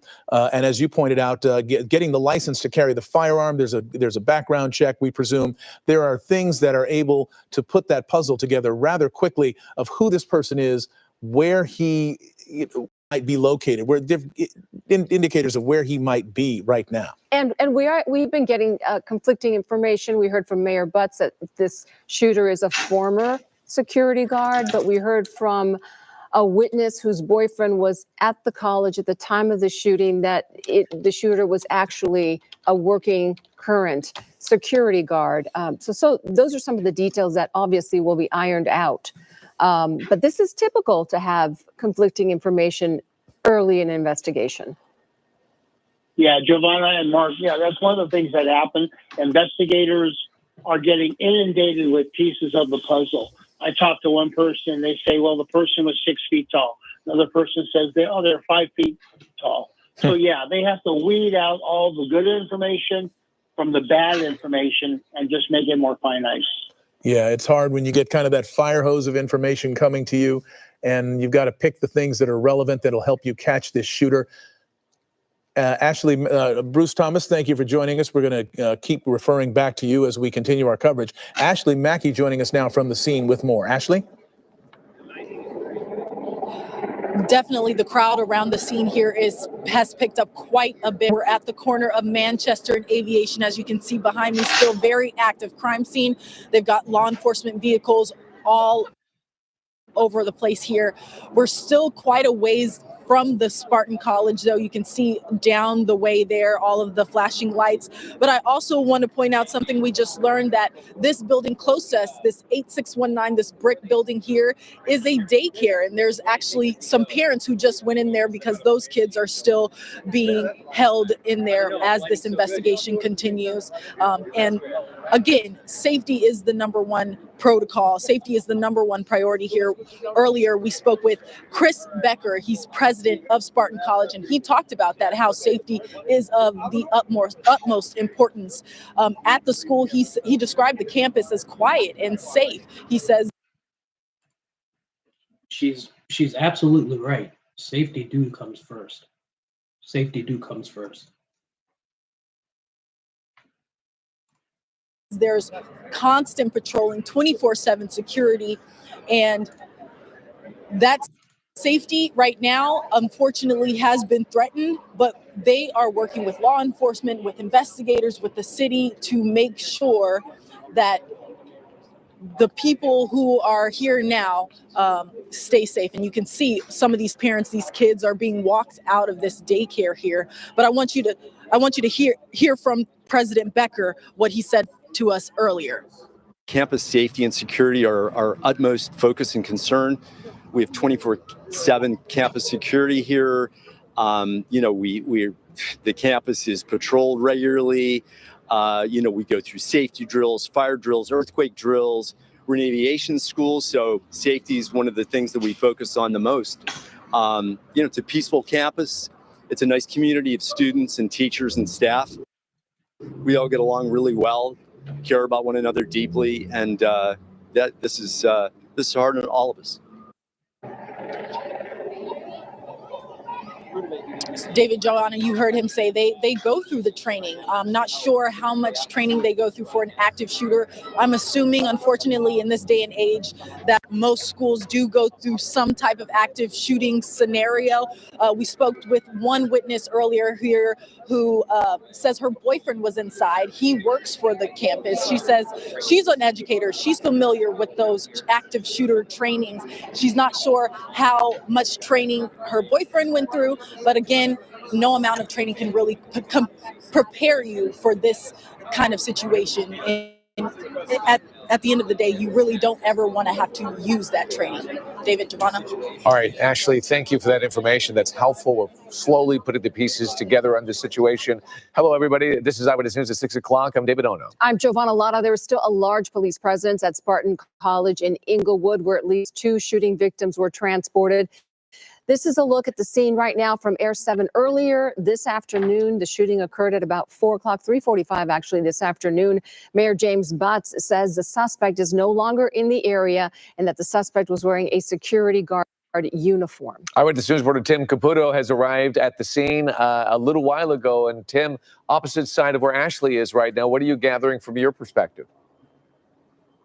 Yeah, it's interesting from here because we're about a half a block away from the college itself. So what you're seeing behind me, kind of on the sidewalk and standing on the curb here, are a number of folks from the college itself, whether they're students, professors, staff, or even working next door. It's unclear at this point, but they've been kind of hanging out next to the college for the last easily hour or so, because this is no longer a kind of active search situation where they don't think the gunman is in the area. You could see it is a bit more relaxed to a degree, where officers are getting individual statements from these folks. Now, whether or not they are eyewitnesses to what happened this afternoon or just generally in the area, heard gunshots, may have seen something, this is kind of the work that police have to go through, especially in these situations where they're searching for the gunman who is believed to be either a current or former security guard at the college itself. The active shooter was a former security guard. Former security guard. Working in that same college. Female employees were shot and taken to the hospital, but they're talking to these folks to try to get as much information as they can. We'll send it back to you guys back in studio. Tim Caputo on the ground there in Inglewood. Thank you. We have breaking news, new information in this case. According to Mayor Butts from Inglewood, the suspect is in custody now. He was found and taken into custody in Koreatown. Is this scene, I'm talking to the producer now, is this what we're talking about? Okay, this is Koreatown. This may be These are live where the pictures from Air suspect 7. was taken into custody. Is Chris Christie on board, or is this the other? Show me the sign. Yes, and we see law enforcement. So he finally is in custody. Hey, Chris, can you hear us? Guys, I'm sorry. I hear you guys. Sorry, yeah, we're just pulling up on the scene here. This is a very fluid situation, very much unconfirmed at this point, but there is some chatter that there may be a positive ID on somebody who is being taken into custody near Berendo Middle School. Chris, not to interrupt you, but I just want to say, sorry, apparently the plate that we were talking about on that BMW matches the suspect vehicle, and now one person is in custody here in the Rampart Division. We're at Berendo Street and 12th Street, guys. Yeah, Chris, just didn't want to interrupt you, but we did get confirmation from Mayor Butts that the suspect is in fact in custody here in Koreatown. So yeah, that would correspond with what we're seeing and hearing. There is a suspect in custody. whether it is him or somebody else, they have to track that down. There's a lot of, anything, there's so many possibilities here, but at least they have somebody in a vehicle that matches the identity of the getaway vehicle. So we'll wait for that positive ID on the suspect, but it does appear that a suspect is in custody here at Berendo Middle School. Chris, now, approximately how far are you from the college campus? So we are roughly maybe about 6, 7, 8 miles away from LAX, just north of LAX where we were earlier. And now we find ourselves in Koreatown. And you gotta wonder, I mean, it's going to be interesting, but you got to wonder how they were able to track this suspect down. My first guess, and this is just speculation, but my first guess is they were very likely able to track down the vehicle using the many cameras that are all across the city of Los Angeles to bring them into this area and find that suspect. Now, whether they received a tip that maybe led them in here as well, or there was more information that they were working with, perhaps after doing interviews with witnesses and family members, they did know who the suspect was. Finally, he's in custody. Suspect in custody.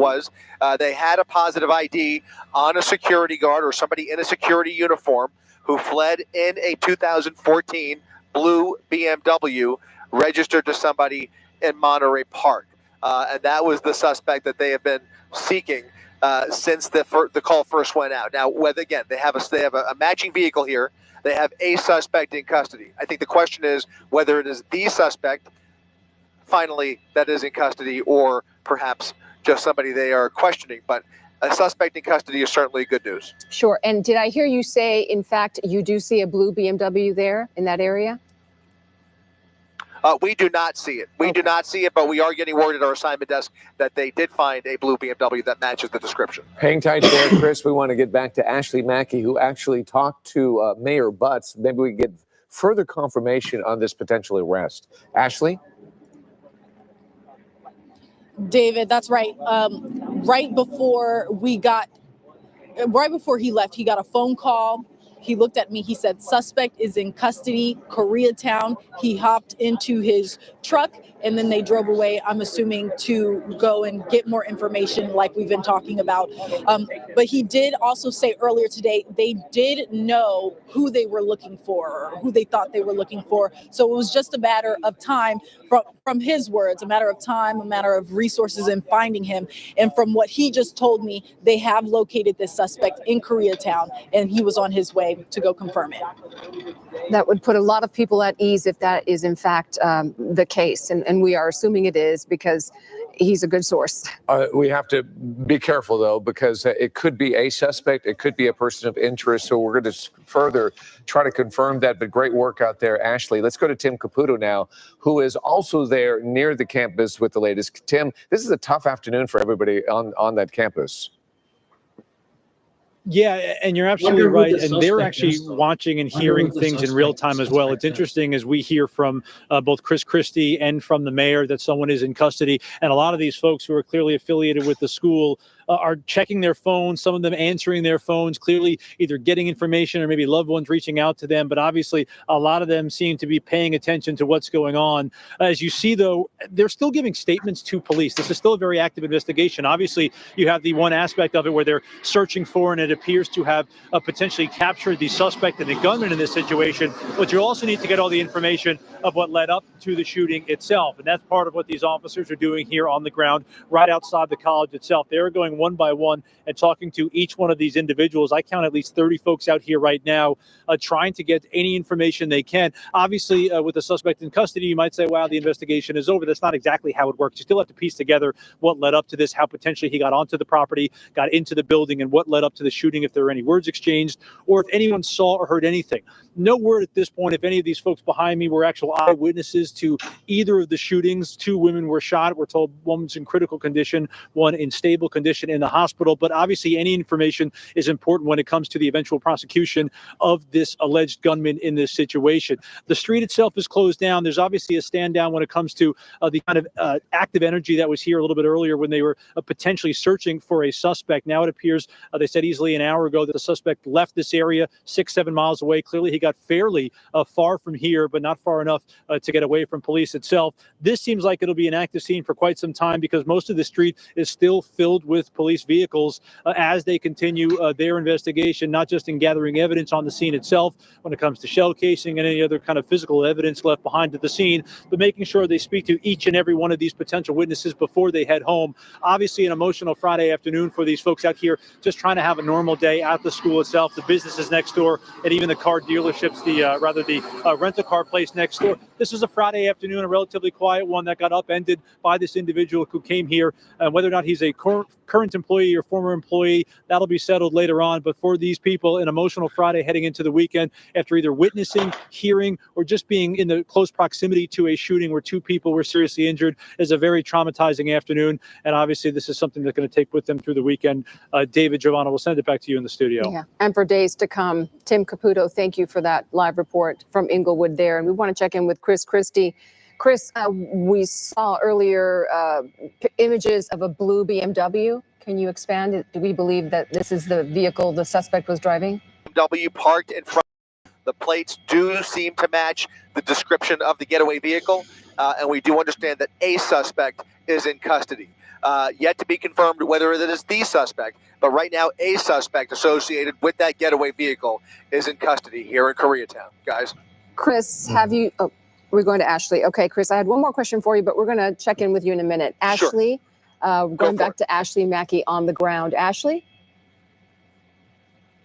Right now, we're with LA County Fire Engineer Torres here. He's about to give us an update. Confirmado dos mujeres lesionadas, una de gravedad, la otra en condición estable, y una persona que sigue prófuga. Hay reportes de que ya fue arrestado en Koreatown, pero es información extraoficial. Escuchemos a el bombero, me imagino que es bombero. ¿Cuál sería su título? I think we're just waiting to get started here, but he's the engineer for the LA County Fire Department. He's about to give us an update with the latest information. This will be the first time. This one's lagging a little bit, so I'm gonna. I cannot confirm the age. I can confirm there were 2 patients. They were both critical and both were transported to local area hospitals. What were their injuries? What's the nature of their So injuries? the call came in as a gunshot wound. My assumption this was a shooting. That is all still under investigation, so I can't give any details related to that. But my assumption is they were suffering from a gunshot. Can you talk to us about the condition specific of the victims? What I can say is they were in critical condition. That means immediate transport as soon as possible to the local areas that which took place. Gunshots? Yes. Can we confirm it was a rifle or a handgun? That I cannot confirm, sir. That would be a question better directed at the police department. Were they conscious? Were you able to communicate with them? I personally did not see them. I do know they were a gunshot wound. Whether they were conscious or not, I cannot confirm that at this moment. Have their conditions been updated since? That would be something that the hospital and police department are going to be aware of. We kind of just do the transport to the hospital, at which point we come back and try to do more, effect more rescues here at the scene. Ingeniero, ¿podría decirnos algo en español? Sí. Okay. All right, guys, you heard it there from Jonathan Torres with the LA County Fire Department that would not confirm that the victims were women, but that is what we had heard from other sources, but that both victims were taken to the hospital with gunshot wounds. Both are said to be in critical condition at the time of their transport. Now, since then, we did learn from the mayor that one of the victims is in critical, that one is considered is stable. Stable's not a condition, but that is good news in terms of whatever condition they may be in. So again, that's some minimal information that's directly about the victims in this shooting, very critical. But as far as anything on the police investigation, that's going to have to come from Inglewood Police, who is leading this investigation right now. Again, within the last few minutes, the scene has been cleared. That is some good news for people here. We've seen, preschoolers who were locked down finally go home to their very stressed out. I'm actually gonna.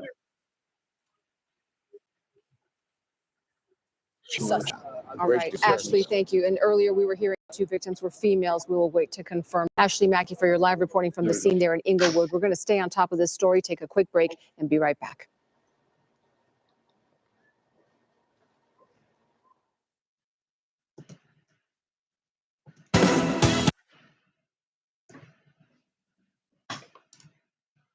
Yeah, so I'm gonna switch over to NBC4. the other one.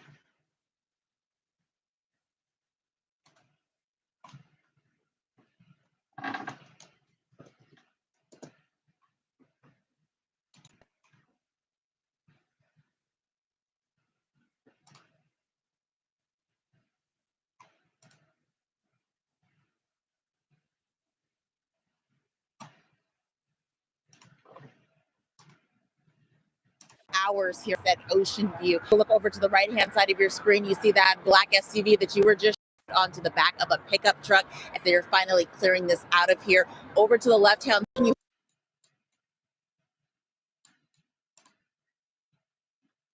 had about traffic still down to one lane eastbound on.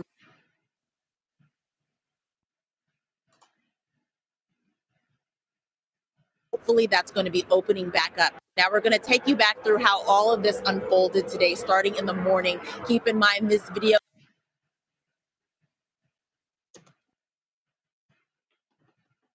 It's because that is just how fast he has been driving. Fast.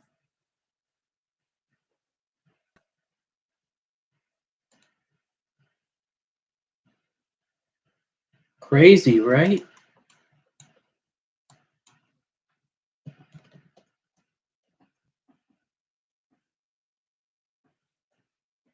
Crazy.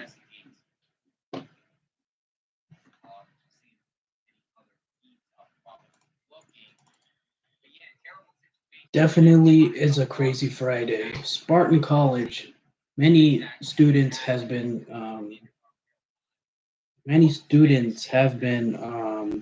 evacuated.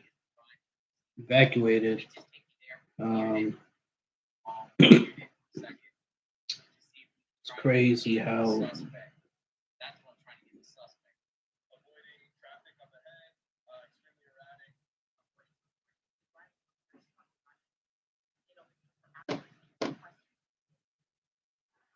so.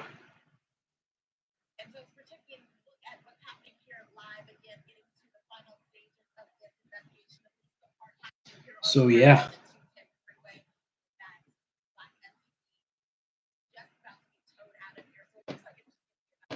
So yeah.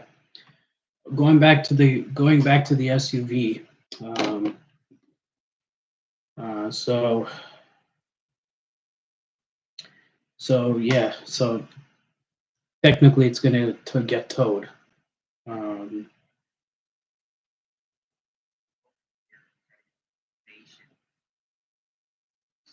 So yeah.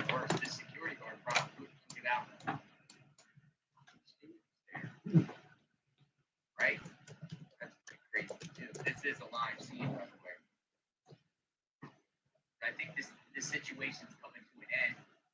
What a horrible way to start the end of the week, start the weekend. Tomorrow is Saturday. I hope all of you are safe. Hope all of you are safe out there. Wow, we've been busy today. I mean, how many lives have we done today? Yeah. We've done 1, 2, 3, 4, 5. This is the 5th live that we've done today, covering a wide variety of things from a police chase out in California, to a volcano erupting, to a police shooting in Washington, D.C., Bonnie and Clyde, to a massive shooting at outside of Chicago, and now active shooting. Yeah. So next live stream. Yeah, Devin.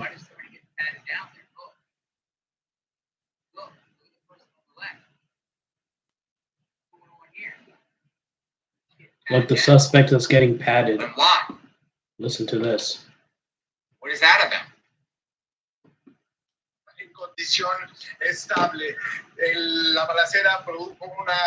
Yeah, so the suspect is getting patted. Suspect is getting patted.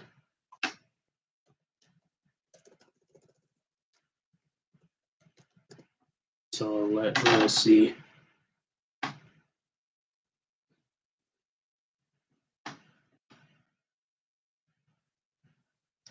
Yeah.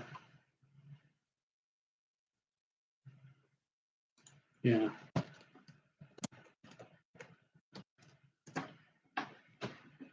intensa movilización policíaca, no solo de la policía de Inglewood, sino incluso de otras agencias policíacas que colaboraron con este operativo. Sobre el agresor, aparentemente, de acuerdo con la información que han dado las autoridades, se trata de un empleado o ex empleado de esta institución que vestía ropa negra, aparentemente como la vestimenta usual de un guardia de seguridad.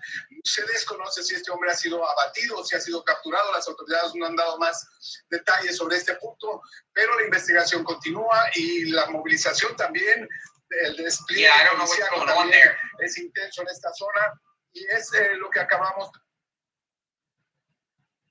Yeah, that's a pretty crazy scene. It looked like they were patting somebody down. All right, well, I think the situation's done. That's the area there where the BMW went by the school. Suspect's in custody. As soon as the suspect gets identified, we'll put the name of the suspect in the description of the channel. I'm going to blow myself up.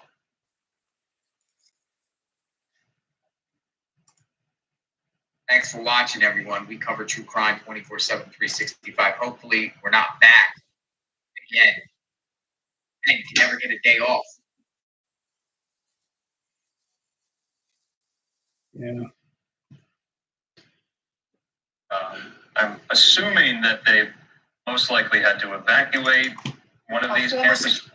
Yeah, so good thing they were actually evacuated. Yeah, so this is actually the crazy news that so crazy things that we have covered so far. So next stream, I'll be showing you guys the Bonnie and Clyde shooting that happened. Yeah, countless other small school shootings that don't make the news. Yeah, of course. So I'm glad. One thing's for sure, guys. I'm glad the suspect has been in custody. Suspect is in custody. So basically, and what's funny is that he gets patted down by the police. Whew.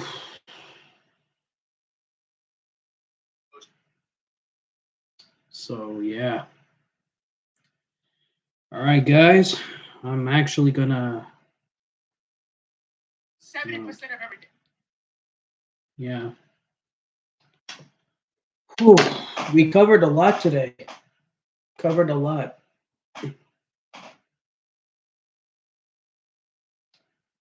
I've been on for 2 hours.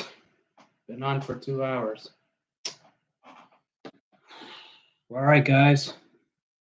I'm going to be heading out, ending the stream. So any news feed that you can give me, just let me know. Hopefully we cover different news feeds as well.